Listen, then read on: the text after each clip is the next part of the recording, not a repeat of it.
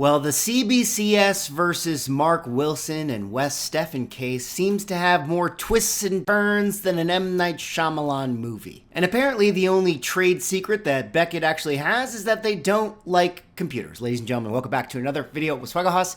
And in this one, we got ourselves an update to the CBCS case. Coming out of the Paul Lesko Twitter, we have the other side of the story. This one being Mark Wilson and West Stephan's filing against Beckett Collectibles, which, of course, if you guys know, we did coverage where Beckett was coming after the current head grader of PSA for apparently stealing trade secrets and going over to that company. Well, now we're getting the other side of the coin, and it's very interesting to see what Mark Wilson and his defense team has to say. But, of course, before I get into the update, if you guys could like, comment, subscribe, I appreciate it. Helps support the channel doing those things. But let us get into this video here today. Now, this is something that actually happened a week and change or so ago. I wasn't able to talk about the story because I was, traveling to New York Comic Con, but I felt it was important to give you guys an update anyway, because I think we have to be very, very fair here. We got to call it like it is, balls and strikes, give both sides of the story so that you guys can understand what is going on. We have an update in the Beckett versus two former employees lawsuit. It's taken over a week to get these documents, but thanks to 35 Auburn, we can look at the defendant's responses to Beckett's complaint. Let's live read these guys. There you see the filings. Of course, I'll put a link to this Twitter thread in the description if you guys want to do your own reading, but I'm just going to give you guys the highlights. Wilson Answers starts off fun, calling this lawsuit a thinly veiled attempt by Beckett to prevent Wilson, a pillar of the comic book grading industry, from working with its competitor, PSA. Wilson notes that 1, he has been involved with the comic book industry since he was 12, and 2, professionally graded comic books for decades. 3, he is an expert in restoration. 4, helped create the numeric comic book grading system. 5, helped create the 10-point comic book scale, etc., etc. I did not actually know that about Mark Wilson. Apparently, he had a hand, in actually coming up with the numeric grading system. I do know that, of course, that he has been, in the industry for a long time, and he's been a professional grader. But yeah, these little details I did not know, which I think is really interesting. And this is one of the things that, when I did my interview with Paul Lesko, we actually talked about, how could Beckett, prevent this person from working in the comic industry when, it's already a pretty small industry as it is. There's not many places that, people who are, say, professional comic aficionados can jump to.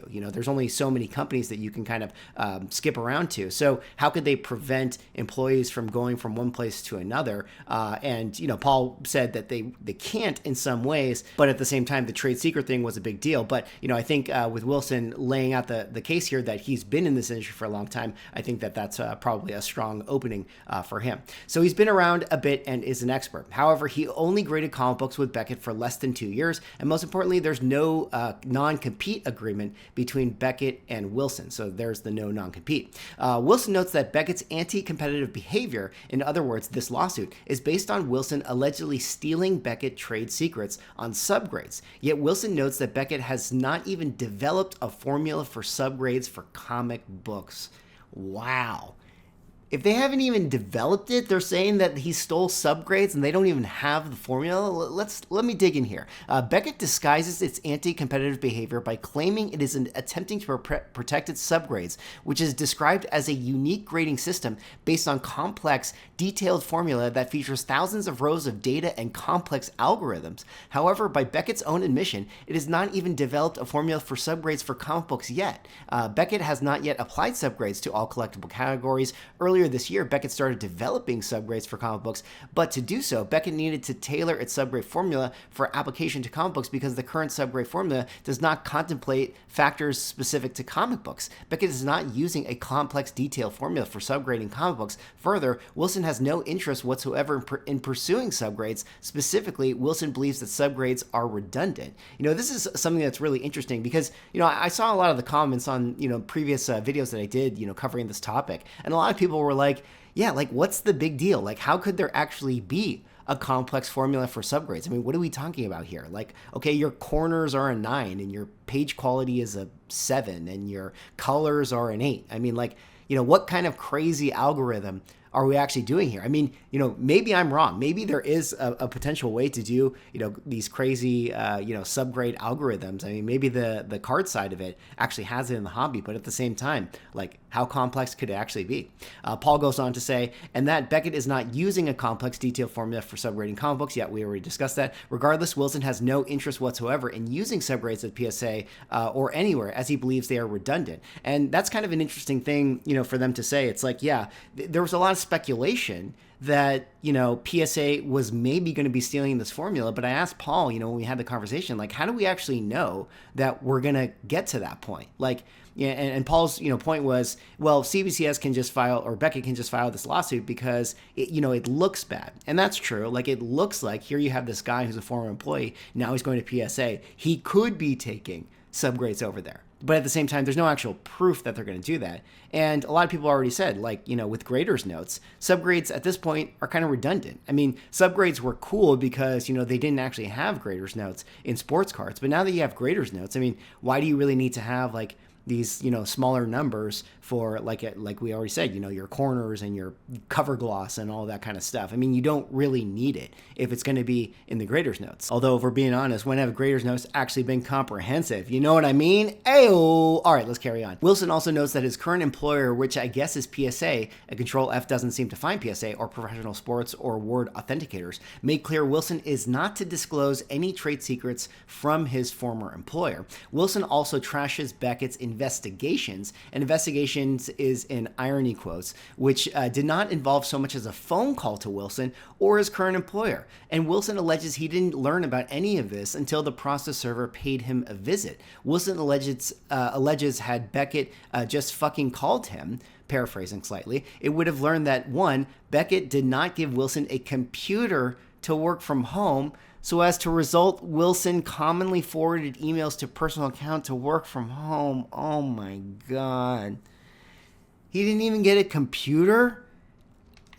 What? So he had to email himself his own documents so that he can take his work home? I mean, at this point, it's like, what do you say to that? CBCS or Beckett, they don't like personal computers. They're just like anti-Steve Jobs here. Number two, that other Beckett employees would similarly forward emails to their personal emails, and no one at Beckett communicated any concern about this practice to Wilson.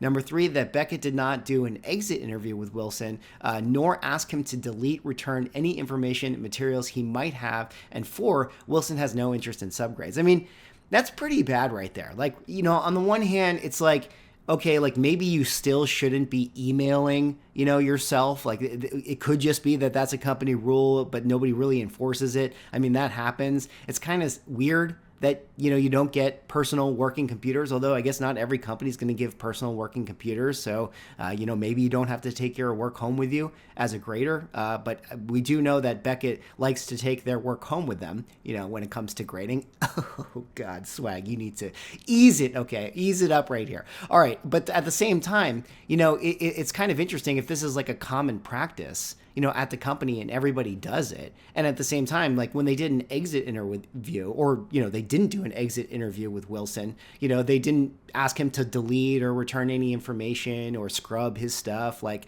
you would think that they would actually do that. So now it just kind of feels, petty, like the sour grapes that they're sort of coming after him after the fact. So to take a step back, if Beckett commonly allows its employees to email work-related stuff to their personal emails, and if those emails include trade secrets, then do you hear that? You do. Yep, that's the sound of alleged trade secrets dying. And this is a very important key point to the case right here, because when Paul and I were talking, he mentioned like the trade secret aspect is going to be the really big thing with this case. Like, can Beckett prove that subgrades are a trade secret? And if they could, then it was going to be damning for Wilson and Stephan. But if they can't prove that, then essentially it was going to be, basically a non-case, and a lot of not proving that it's a trade secret is basically Beckett's, carelessness. Like, will it be known that, that people just kind of, exchange this information, they send it in emails, it's not really that protected. Well, then that kind of undermines the idea of it being a trade secret if no one at the company actually takes it that serious. Back to the filing, Wilson also contends that absolutely nothing in the email sent to his personal email ID could reasonably be described as complex, detailed formula that features thousands of rows of data and a complex algorithm. So Beckett's narrative makes no sense. So to summarize, 1, there ain't no non-compete. 2, Wilson ain't interested in subgrades. And 3, and despite that, Beckett wants to permanently, which is underlined, bolded, and italicized, which means it's important, stop Wilson from working with his current employer. And Wilson has every right to use the skills, knowledge, and experience he has spent decades developing to make a living because this is America. Paraphrasing slightly, cut to the Star-Spangled Banner. Yeah, I mean, that's the other thing too. It's like, can you really completely bar someone from working in the industry that you spent your entire career working in? I mean, that seems like, grounds that would be really tough for a judge or a jury to, agree with. Wilson also alleges that he should win the case and he should get attorney's fees for all of this bother. And that's not it for Wilson. A fun response calling Beckett's trade secrets into question, but there's more. We also have the West Stephan response to the complaint, which is 2 total pages and raises nothing new beyond what Wilson already raised. So those are basically the 2 case filings. Let me kind of finish out the thread here.